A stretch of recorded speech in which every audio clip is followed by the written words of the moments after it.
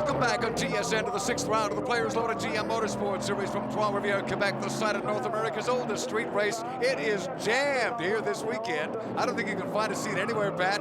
And what a show this crowd are putting on for the spectators today.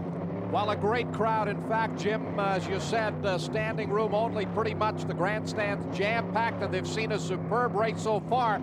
There's the white 50 car of Norman Boye. He runs in the 5th place position. And now we look at Peter Cohen going through the Duplessis Arch out onto the long straightaway. There is 17, Kenny Wilden. That incident with Spinard earlier forced him to the pits for a change of the front right tire, and that of course put him a lap down. He's running on the racetrack just behind Peter Cohen, and now we look a little bit further back. This is the battle for 6th. Number 2 there, Terry Betts, just ahead of Jacques Liliev in the black and yellow number 4 car, and then Jeff Lapsovich in the red Tim Hortons Camaro. That is a great three-way fight going on for 6th, 7th, and 8th place positions. And there is 32, Jeff Lapsovich, who had that great run at Cayuga on the oval. Right now back in the 8th place position, but very much in this battle for 6th place through corner 6. It's still Betts holding on to that spot, followed by Jacques Liliev, and then it is the red car there of Jeff Lapsovich, the Tim Hortons Mr. Lube Camaro. Well, our 8th place Mr. Lube Camaro of Jeff Lapsovich is some very special sponsorship with Big Brothers. Both Jeff and Joe and the whole team involved in that cause. Nick Javor, the president of Mr. Lube, is very much involved with Big Brothers. They gave them a cash donation of $50,000 when they started their relationship. And what we've done, we've had a couple of fundraisers where we had car washes, and we had the cars around the Big Brothers stores, and we had pairs of Big and Little Brothers out. You know, sold hot dogs and Pepsis for $1 kind of thing, and I think we raised about $10,000 for them at the last one, and it really helps out. The drivers really love to share the joy of racing with younger fans and provide role models as well. Kids love seeing the cars. We take them for a ride whenever we get the opportunity to, and they just love it. They do come out to the races sometimes, and they do watch that. They have a great time sitting in the stands watching their car move through the pack. And, you know, it's great to see the look on the little kids' faces.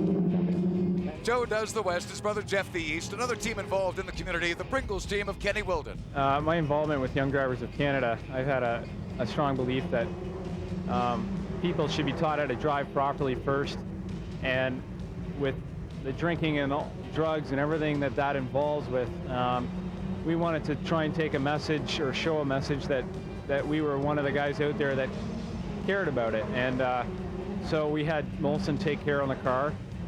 David White, who I work with at Young Drivers of Canada, has felt very strong. He used to do a lot of talks to students, still does. We're involved with OSED, Ontario Students Against Impaired Driving, and that's been a great benefit. You know, we've had an opportunity to talk to a lot of kids.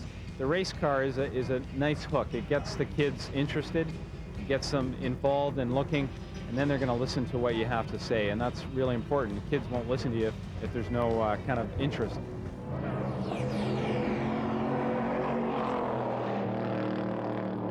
Racing with a message. It's become a worldwide thing in this sport, Pat, and we get back to this battle for 6th place on the streets of Trois-Rivières. This is a superb three-way fight as they come out of the Ryan hairpin into Villeneuve Corner now. Betts in the number 2 car holding on to that 6th place position. In the 7th place spot is the 4 car of Jacques Liliev, and now Betts has opened up a pretty good advantage, and then it is Lapsovich in that red 32 car back in the 8th place spot. Jeff Lapsovich involved in that three-way fight going on for 6. Now we go back to the leader, Rob Fellows, in car number 1. He has not been able to shake John Cadman. Cadman closed to within about 5 or 6 car lengths a few laps ago, and he is just sitting right there, closing ever so slightly from time to time. Rob Fellows then able to open back up some kind of an advantage, but now it is 46, Peter Cohen, who also starts to close, and here goes Cadman into the pits. Cadman is headed for the pits. Something's happened here. John Cadman has come in along pit row. Oh, look at this. We've got Tommy Meekum from ASN, the sanctioning body. That's a stop-and-go penalty, Pat. John Cadman Jr. has done something wrong on the course. Jim, we understand the problem was those cones in turn 10A where the drivers must stay off of the curbing and go through that turn 10A bend as they come onto the start-finish straightaway. And apparently, number 71 Cadman clipped one of those cones and got the stop-and-go penalty. Now, all of a sudden, here is Peter Cohen. He is closed right up on Rob Fellows.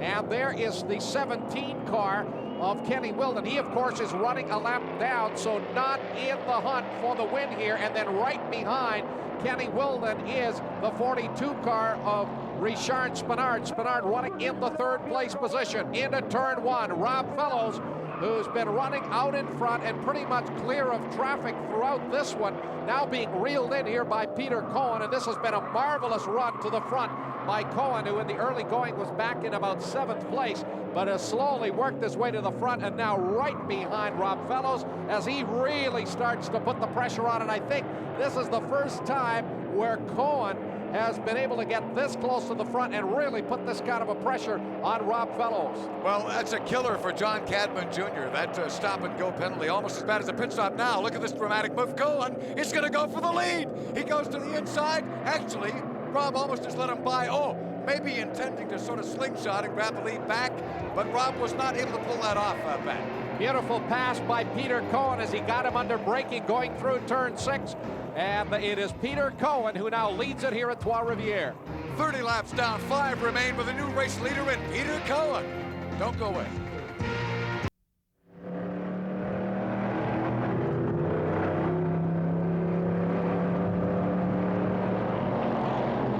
Welcome back to Trois-Rivières, Quebec, and TSN's coverage of the Players Limited GM Motorsport Series, round 6, and what a battle. This is the race for 6th involving Terry Betts in the yellow Sunoco Ultra 94 car as he holds that 6th place position. But challenging is 94 Didier Scranton, who's come all the way up into the 7th place position in car number 94. And Didier Scranton, the subject of this week's profile. DJ is one of the series professionals, a semi-pro driver, but a professional radio and TV personality. I don't think that they are very impressed about that because they are my fellows, you know. But what I like the most is when serious driver have difficulties maybe to pass me or something and say, oh, he's in top 10 now. A radio and a television announcer in front of me, oh, there's a problem.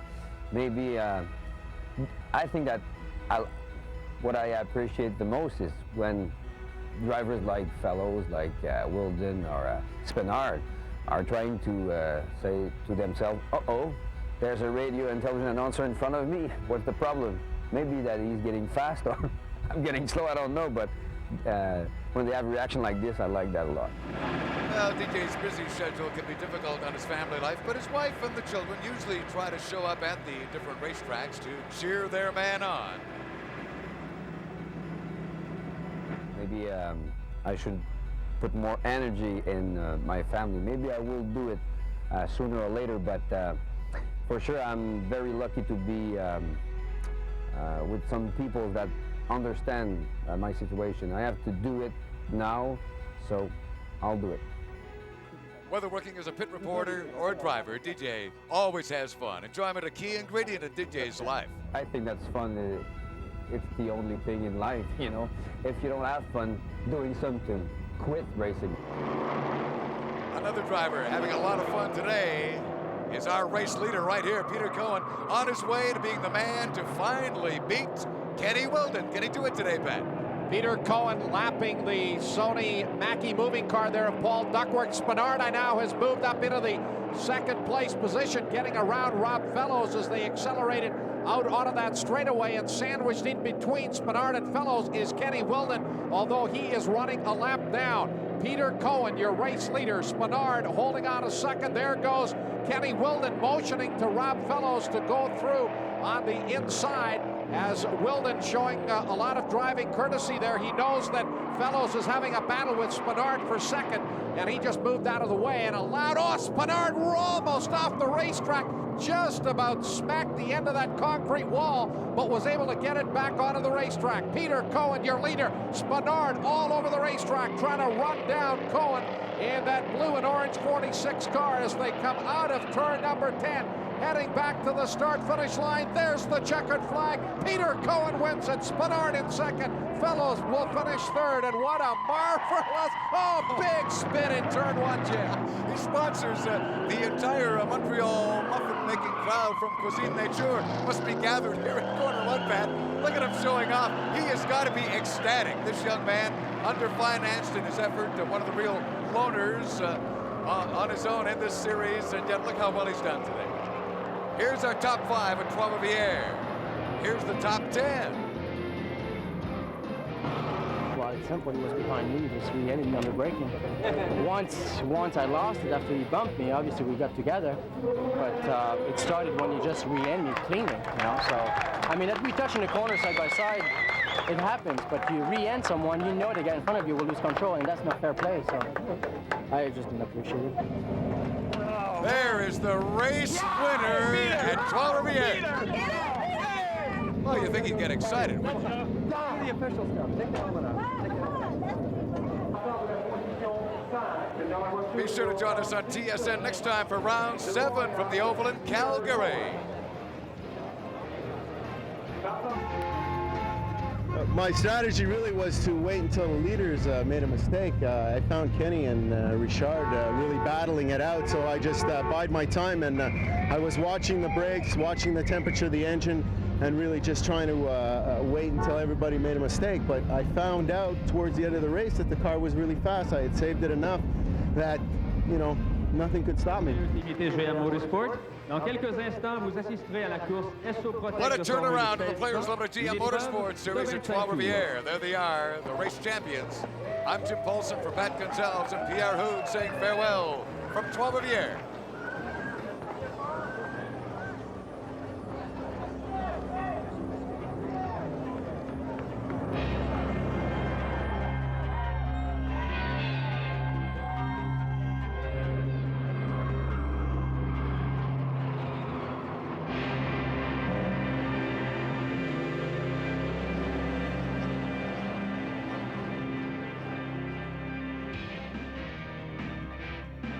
The Players Limited GM Motorsport Series on TSN. Brought to you by GM Motorsport and Players Limited.